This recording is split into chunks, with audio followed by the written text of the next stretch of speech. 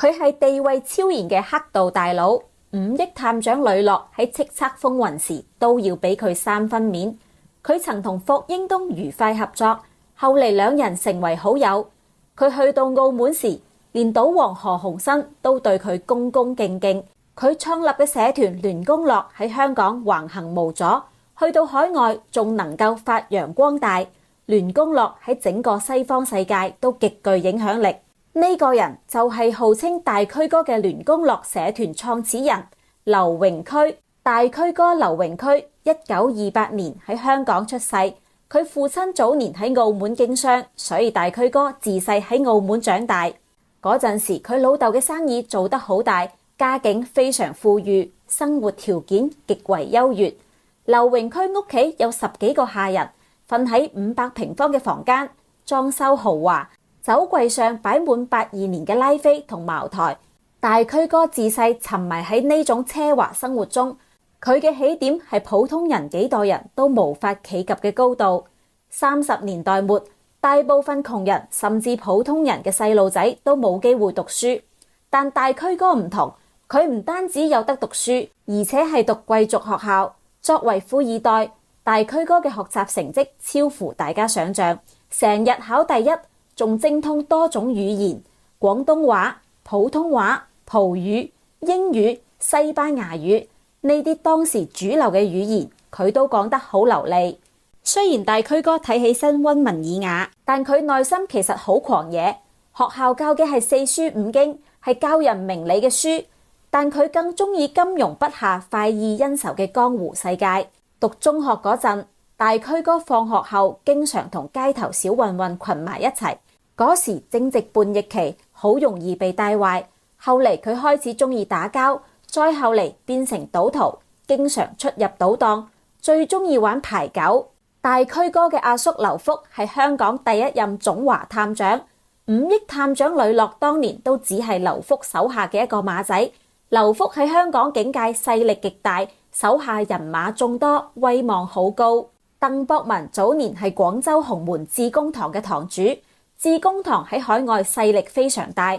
孫中山當年為推翻清朝，亦曾拜入致公堂收紅棍一職。鄧博文喺江湖上名聲顯赫，好有威望。大區哥早年就喺鄧博文手底下效力，鄧博文對佢非常栽培。大區哥係鄧博文一手帶出嚟嘅頭馬，兩人關係好深厚。鄧博文嘅仔就係影星鄧光榮，亦因為咁，日後鄧光榮成為聯公樂社團嘅接班人，喺娛樂圈橫行無忌。鄧光榮同大區哥係叔侄關係。鄧光榮嘅背景同身份亦令佢成為娛樂圈嘅大佬之一。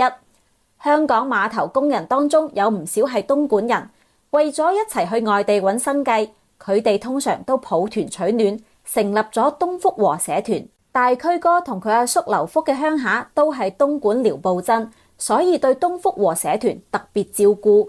東福和亦因劉福嘅支持而日漸壯大。東福和嘅老大肥佬豬係個貪得無厭嘅人，經營賭檔、粉檔、清流等非法行業。劉福對佢長期睜一隻眼閉一隻眼，但肥佬豬唔滿足，經常同其他幫派爭地盤，仲搬出劉福嘅名號搞事，搞到劉福好難做人。最後劉福睇唔過眼，直接將肥佬豬關咗，令東福和換老大。劉福諗起自己有能力嘅侄仔大區哥，於是安排佢接管東福和。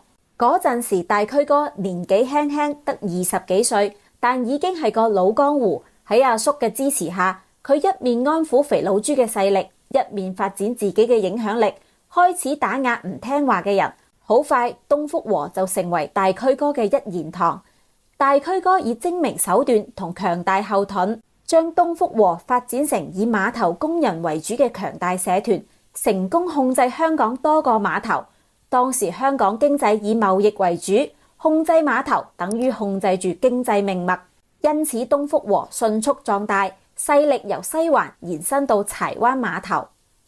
1950年，抗美援朝戰爭爆發，內地資源極度短缺，香港嘅地理位置成為物資進入內地嘅必經之路。然而，港英政府當時唔允許將物資由香港進口到內地，所以走私成為唯一嘅途徑。當時內地對物資需求好大，香港商人手頭訂單多到接唔晒，但好多商人賣嘅係劣質商品，為咗賺黑心錢。而霍英東唔同，佢係愛國商人，堅持貨真價實，唔賺國難財。呢種態度令佢生意越做越大。儘管走私可以將貨物送入內地，但要將大量貨物安全送到，必須有強大嘅合作夥伴。而大驅哥喺碼頭行業勢力最大，無疑係霍英東最佳嘅合作對象。霍英東揾到大驅哥之後，兩人一拍即合，合作咗3年，期間兩人都賺咗唔少錢。大驅哥憑借控制碼頭嘅優勢，將走私生意做得風生水起。大驅哥有咗積蓄之後，決定擴展生意版圖。佢中意賭博，亦喺當中睇到商機，於是喺油尖旺開設咗賭檔、青樓、酒店同酒吧，參考澳門模式，將自己生意多元化。喺油尖旺經營期間，大驅哥識到咗賭船之父葉秀。葉秀當時係做大莊家，為人精明能幹，兩人一見如故，結為忘年之交，仲義結金蘭。1950年代末，大驅哥對東福和進行徹底改組，將碼頭同賭業合併，並同葉秀合作成立聯公樂社團，自己擔任首任龍頭老大。聯公樂成立後，迅速壟斷香港走私同偷渡生意，成為當時香港最有勢力嘅幫派之一。嗰陣時，香港3大毒梟生意如日中天，但佢哋嘅貨要入香港，必須經過大驅哥控制嘅碼頭，所以不論係跛豪、洪漢義定係馬氏雙雄，3大毒梟喺大驅哥面前都要不恭不敬。1974年，廉政公署成立，開始嚴查貪污同黑社會活動，跛豪等人相繼被捕。大驅哥擔心自己嘅走私生意被牽連，於是1974年年底離開香港，逃到加拿大多倫多。到達多倫多之後，大驅哥決定要喺海外發展聯公樂。佢利用早年積累嘅資金，買下10幾個鋪位，經營餐館、小賣部、拳館等生意。表面上係小本經營，實際上係為社團提供掩護，繼續壯大聯公樂勢力。喺多倫多，大驅哥大力招攬新血，主要招收啲唔中意讀書嘅本地年輕人，年齡大概18到25歲。大驅哥仲將洪門傳統儀式帶到多倫多，要求新入會嘅人進行飲血酒儀式，以示忠誠。到1980年，大驅哥喺海外已經擁有超過400名骨幹成員，喺多倫多以及附近嘅地盤越嚟越大。聯公樂只用咗短短6年時間就發展成當地最有勢力嘅幫派之一。隨住越南難民大量湧入多倫多，一個叫越南幫嘅新興幫派開始崛起，同聯公樂爭奪地盤。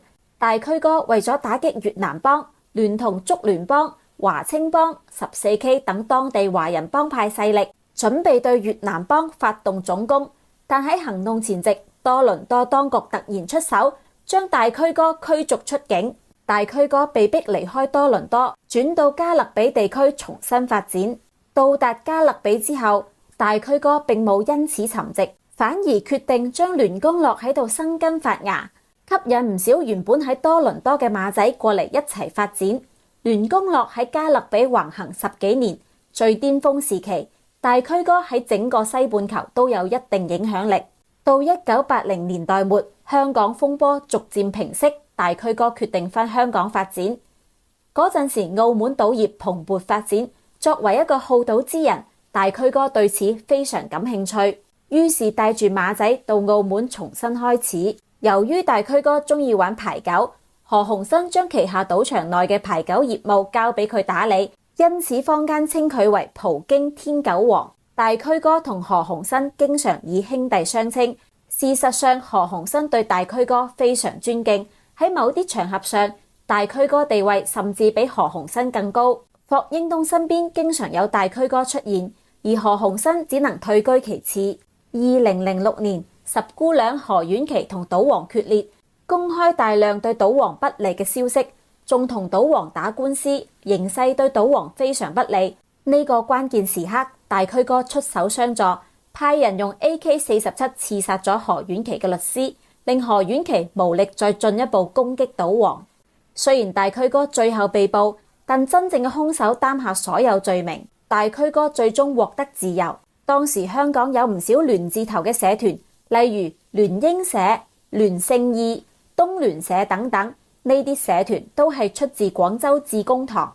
影星鄧光榮亦係致公堂堂主鄧博文嘅仔，所以被稱為聯字頭社團嘅太子爺。大區哥作為鄧博文嘅頭馬，同鄧光榮關係非常好，鄧光榮亦非常受佢器重。聯公樂係所有聯字頭社團當中勢力最大嘅一個。喺大區哥決定淡出江湖之後，將聯公樂龍頭位置傳俾鄧光榮。